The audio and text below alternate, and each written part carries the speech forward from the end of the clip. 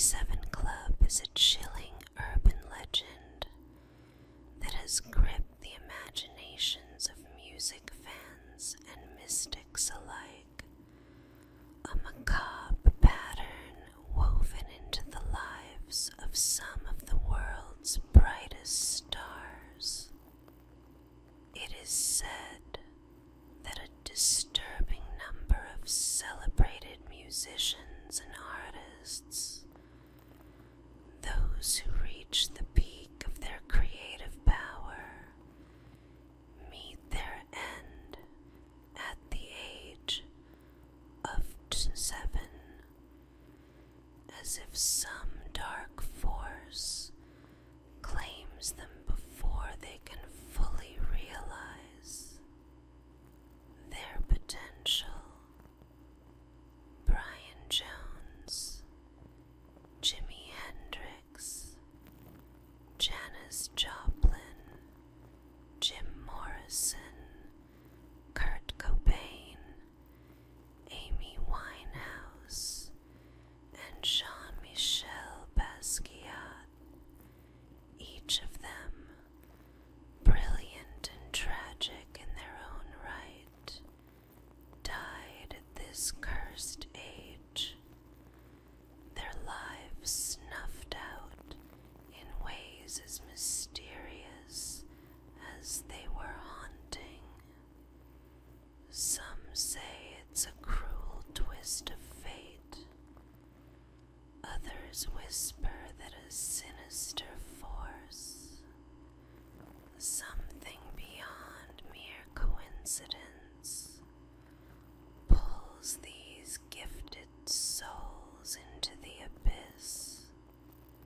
Despite studies debunking the statistical spike of musician deaths at 27, the legend persists, fueled by the sheer number of luminaries who met their end at that cursed age.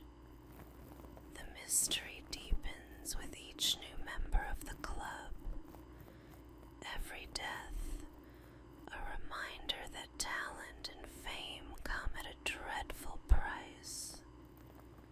The 27 Club is not just a myth, it's a grim reminder that some things are too powerful to be explained. An eerie mark, a final note that echoes through history, far too chilling to ignore.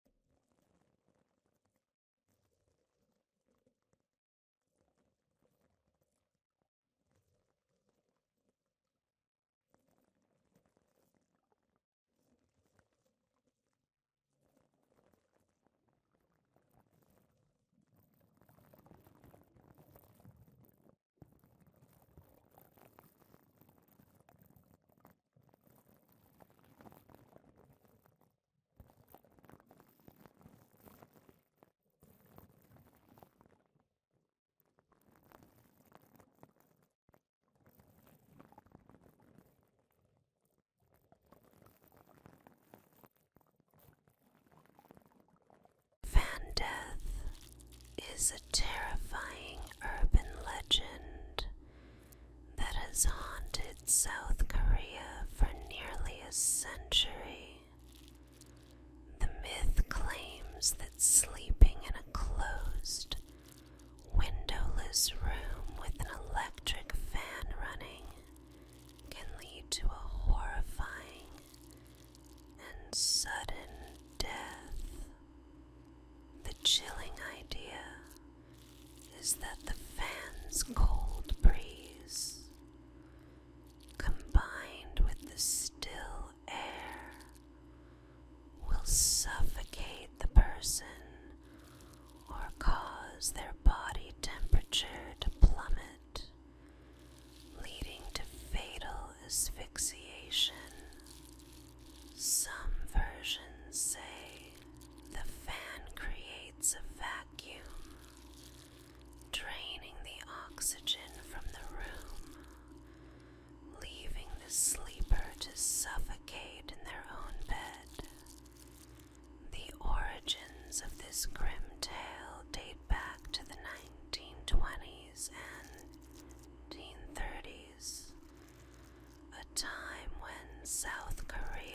was gripped by superstition and fear.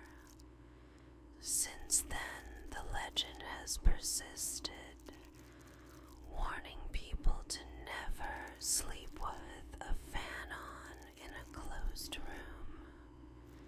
Even in modern times, the myth holds sway. In 2011, the Korea Herald reported the death of a 59-year-old man found lifeless with a fan pointed directly at him, reinforcing the chilling idea that the fan had taken his life. Though skeptics dismiss the phenomenon as a mere myth, the fear of fan death remains very real to many. To this day, warnings against the practice are printed on many fans sold in South Korea, a constant reminder that some dangers are said to lurk in the seemingly innocent hum of an electric fan.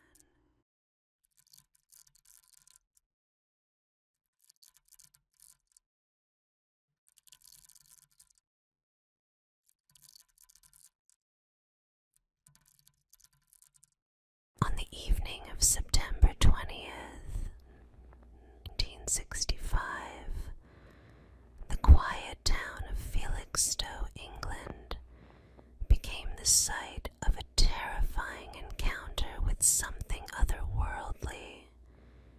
It was a crisp night when residents witnessed an extraordinary phenomenon that defied explanation. Something that would forever haunt the town's history.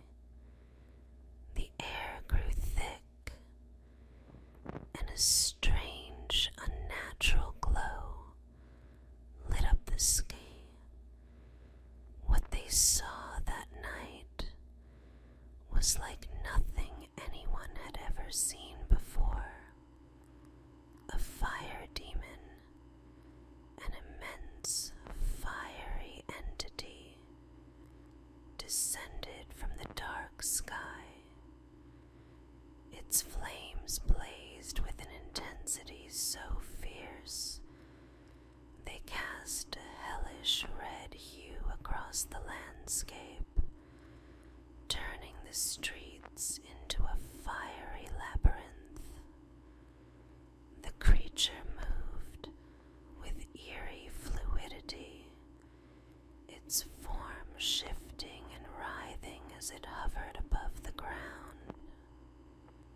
Witnesses described it as a massive, burning figure, its eyes glowing with an infernal light, its presence suffocating and oppressive. Panic spread through the town as the demon floated above, casting a shadow over Felixstowe that seemed to drain all warmth from the air. The heat from its flames was unbearable, yet it did not scorch the earth beneath it. And then, as suddenly as it appeared, the fire demon vanished, leaving the townspeople paralyzed with fear and confusion.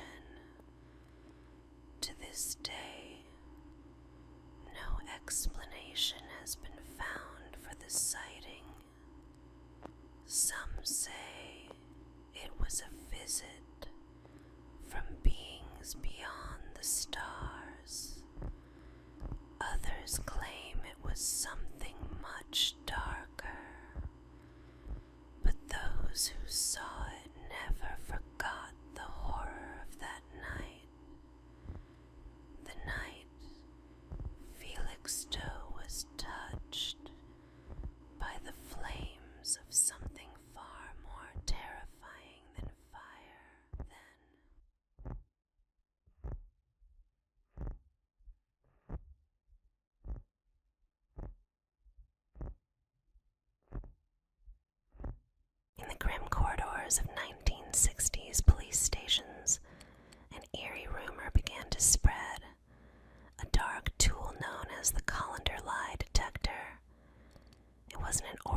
machine, but a contraption as twisted as the minds of those who wielded it.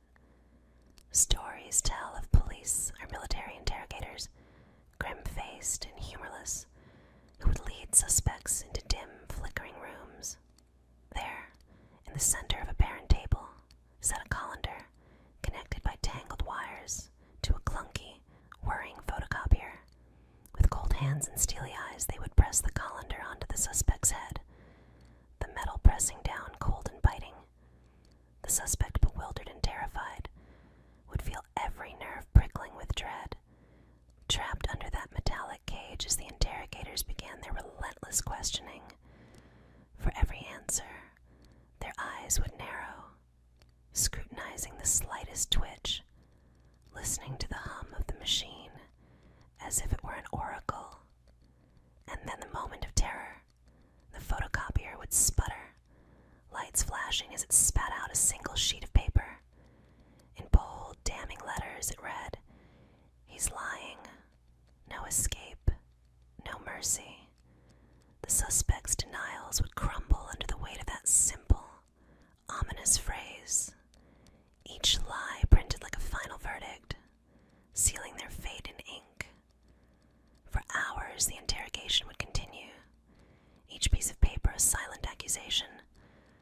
Those trapped by the colander lie detector soon broke, their confessions ripped from them by fear and paranoia, convinced the machine held powers beyond human comprehension. And while rational minds would dismiss this setup as a mere psychological trick, to those who lived through it, the memory of that cold colander and the whispering hum of the photocopier still haunts their darkest nightmares. They say that some suspects, after enduring this twisted ritual, could still hear the faint sound of that photocopier, a ghostly reminder of the machine that could see through lies and leave nothing but a trail of fear in its wake.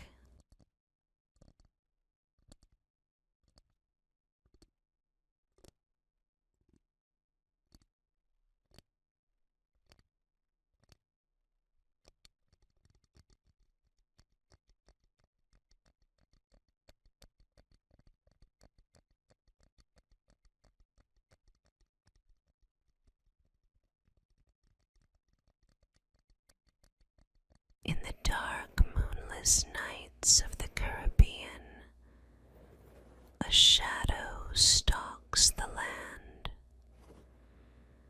a creature known only as the chupacabra. The name goat sucker strikes fear into the hearts of those who whisper its legend. It is a nightmare made flesh, a thing that slinks through the underbrush, its glowing eyes reflecting the terror of the helpless creatures it hunts. First seen in Puerto Rico, the chupacabra is no mere animal. It is a monstrous, nightmarish predator with a hunger that cannot be quenched. Descriptions vary.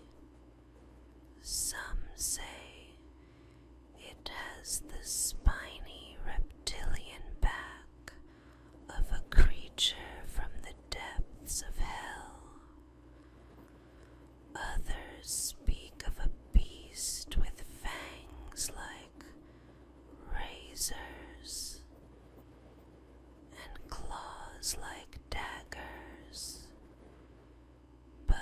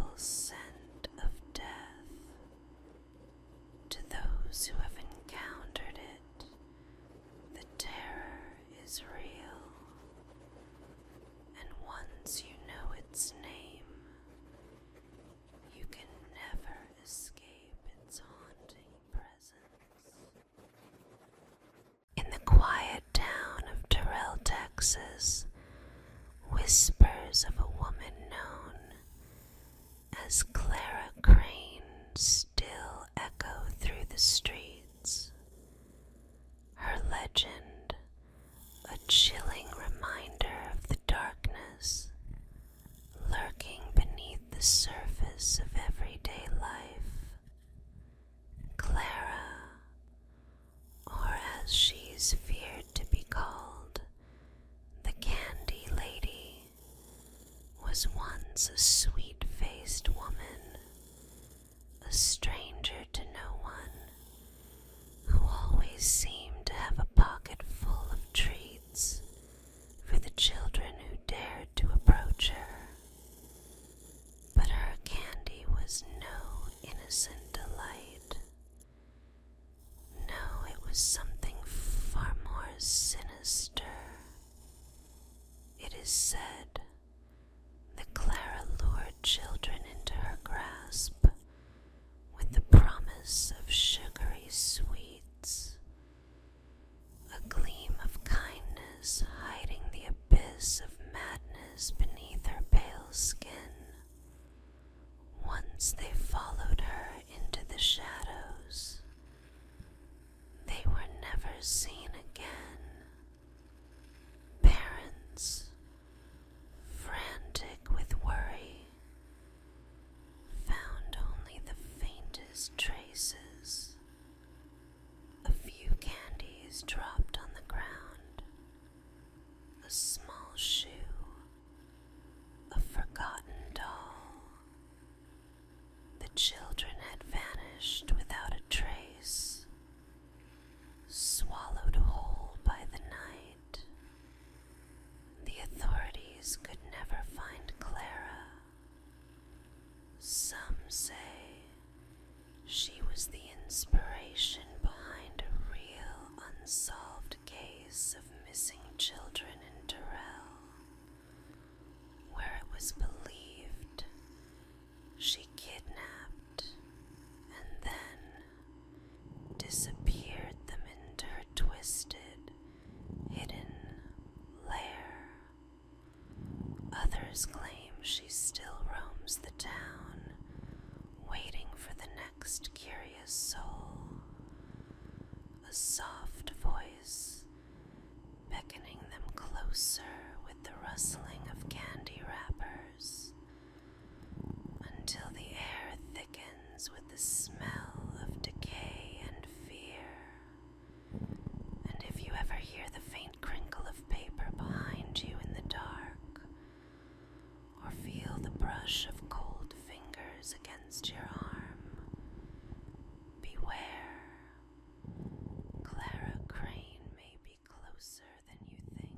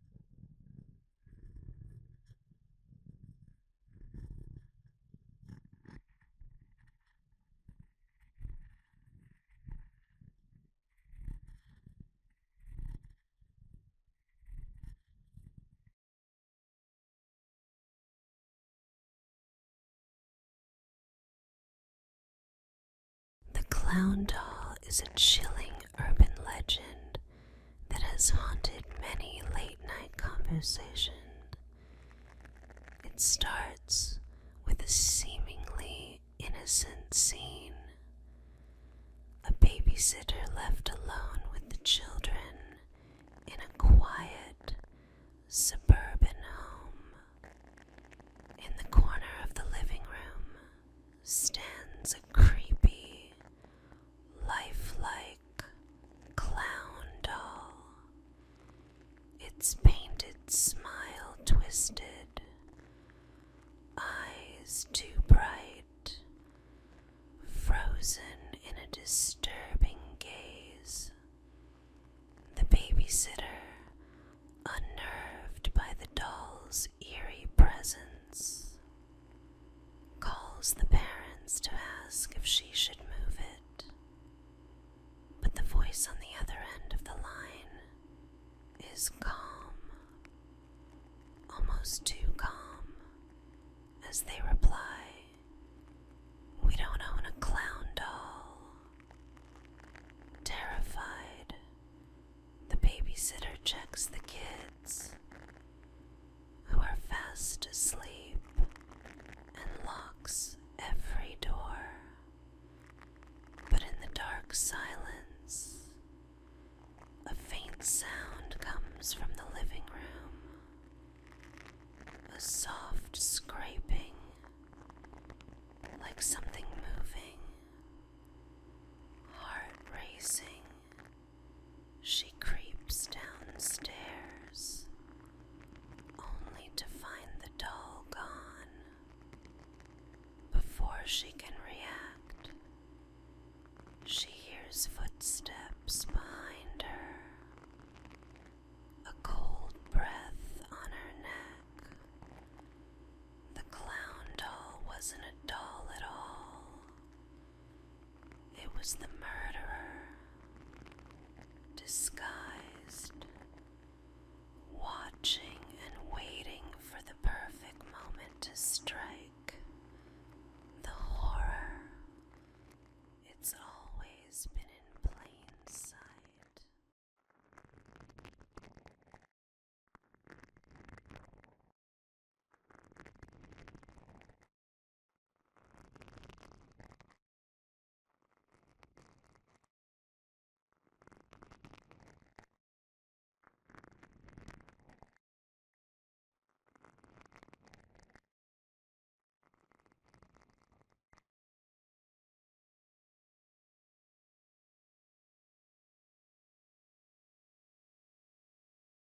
In the dark corners of Brentwood, New Hampshire, the name Goody Cole still sends shivers down the spine of those who dare speak it. Eunice Cole, a frail, weathered woman with eyes that seemed to see through the veil of life and death, was condemned to be a witch twice. The first accusation came in 1656, when the village suffered one tragedy after another. Crops withered, children fell ill, and livestock died in grotesque, unnatural ways. Whispers spread like wildfire. It was her, Goody Cole, they said. She was the one responsible for the misfortune that gripped their town. In 1673, the accusations resurfaced with a vengeance. Goody Cole was arrested once more, this time charged with witchcraft after the village saw another wave of disaster. Her name became a curse on every passing wind. People claimed she could curse the very earth beneath their feet. Her spells laced with malice and blood. No one truly knows what happened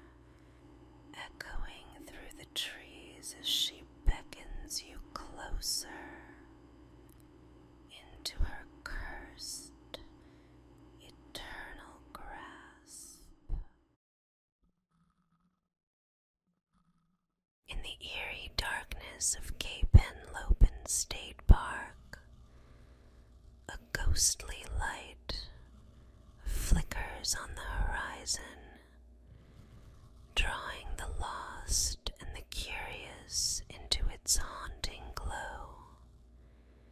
Known as the corpse light, this phantom flame lures those who wander too far from the path with a false promise of safety. It's a light that seems to dance just out of reach, flickering like a distant beacon, as though someone or something is waiting for you to follow. But don't be fooled by its warm, inviting glow. Those who have dared to approach the corpse light speak of a terror that creeps up behind you, growing colder and darker with every step you take toward it. The closer you get, the dimmer the light becomes, until it vanishes entirely, leaving you lost in a suffocating, unnatural darkness. And that's when the true horror strikes.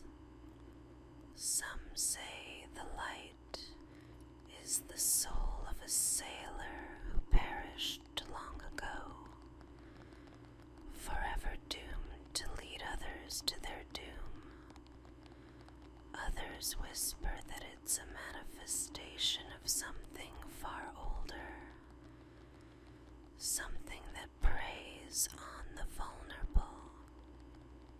Many who followed it have disappeared without a trace, their final screams swallowed by the night. If you ever see the corpse light flickering in the distance, turn away. The light is a trap, and it will never let you leave.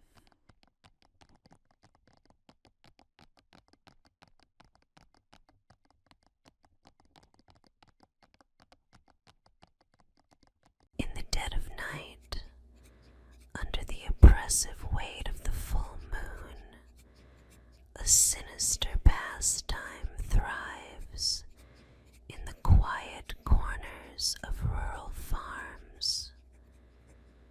A cruel, twisted game known as cow tipping. The legend speaks of young thrill seekers who, driven by a strange, dark hunger, stalk the unwitting cows as they sleep soundly in the fields. The cows, standing on their hooves, are completely unaware of the danger creeping toward them. Silently, the tipper approaches, each step measured, each breath held. Then, with a single violent shove, the massive creature topples. The thud of the cow crashing to the earth echoes through the still night, a shocking sound that shatters the quiet like a gunshot. The cow, stunned and disoriented, struggles to rise, its heavy body too disoriented to defend itself. But it's not just the thrill of the topple that lingers. There's something deeply unsettling about the practice. say it awakens something ancient, a curse bound to the land. There are whispers in the shadows that those who partake in cow tipping may be marked, followed by a presence that never leaves them, a watchful, unseen force that waits. Others say that the cows, though silent, are not as innocent as they appear. They have their own dark secrets, secrets they whisper to the night, seeking vengeance on those who dared disturb their rest. And once the game is played, there's no turning back. In the shadowy corners of Staten Island, a name whispers through the night. Cropsey, once a harmless tale to keep children in line, it has grown into a nightmare that stains the very land. Parents warn their kids, stay close, or Cropsey will come for you. But no one truly understood the horror that lay behind the legend. Cropsey was a boogeyman of the darkest kind, a figure cloaked in rags, with wild eyes and a twisted, deformed face. He lurked in the woods, waiting for vulnerable children to wander too far from safety. Those who ventured too deep into the dark forest never returned. Their screams vanished in the wind, leaving only silence in their wake. The legend didn't stop there. As the years passed, Cropsey became something far more real, an embodiment of true terror. In the 1970s and 80s, a man named Andre Rand emerged from the shadows, a twisted figure who matched the horrors of the folklore. Convicted of kidnapping and terrorizing children, Rand was the real-life Cropsey. The monstrous figure in the legend was no longer just a story. It was flesh and blood, roaming the streets of Staten Island, snatching children one by one. Cropsey may still walk among us, his twisted presence forever haunting the streets where innocence once lived. And for those who strayed too far into the night, the darkness may still claim them, silent and hungry. In the dark corners of Latin America, where the night seems to swallow the very soul of the land, there lurks a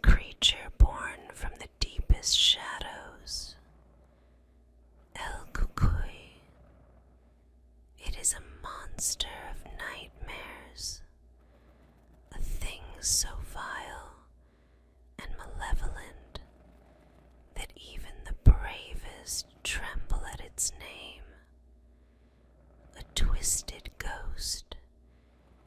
It is said to feed on the fear of children, prowling the darkness like a predator waiting for its prey. El Cucuy comes in many forms, sometimes a shadowy figure with glowing eyes, sometimes a creature cloaked in tattered rags, its face hidden in darkness, but always it is the same, relentless, cruel, and hungry. The legend tells of children who refuse to sleep, who stray too far from the safety of their homes. These are the ones El Cucuy seeks, drawn by their defiance, their cries for help. Parents warn their children with the same chilling phrase: if you're not good, El Cucuy will come for you. And it is no empty threat. Those who disobey, who wander too far into the night, often vanish without a trace, their bodies never found. The air grows cold where El Cucuy treads, the silence broken only by the sound of distant, haunting footsteps.